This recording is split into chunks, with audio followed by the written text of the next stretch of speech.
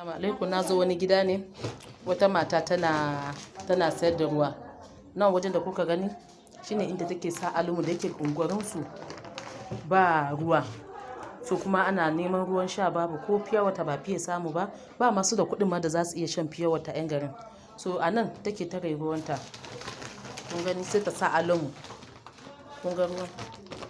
In ta sa alumu a cikin ruwan sai ta jika ruwan don ya dan kashe duk wani antibacteria da ke cikin ruwan. Na kasa budewa domin yin haka. Kun gani? Don ya kashe duka wani antibacteria da ke cikin ruwan. Bayan ya dan kashe, ta ce tana tacewa. In ta tace ruwan, sannan za ta kulla shi a farin leda ta dinga sayarwa. Sannan za ta kulla wannan ta dinga sayarwa. In ta sayar da, sannan sai ta ɗauko ruwan. Tana da fridge. Ga fridge ɗinta nan inda take sayar da ruwan. Tana sayar da guda 2 naira 5. Ga inda ruwan yake nan.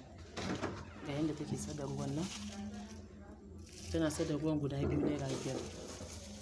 To yanzu zan yi kokarin in sha ruwan nan, in ji ya taste ɗin ruwan yake, or is it okay for consumption or not. So you can see I'm going to test the water right now.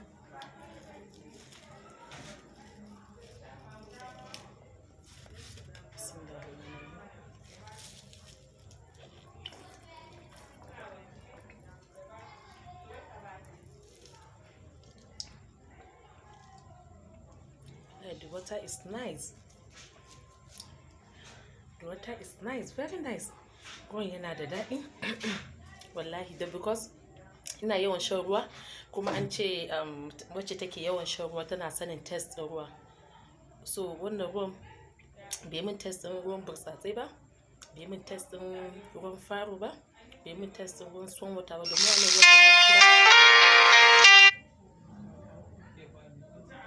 Domin wannan ruwan da na kira, sorry an kira ni ne, domin wannan ruwan da na kira kowanne su taste ɗin shi daban. So wannan ruwan is tasteless, as in very nice.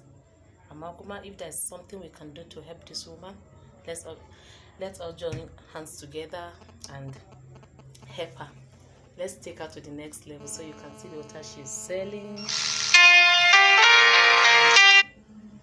I think she's doing well, actually. Thank you, everyone.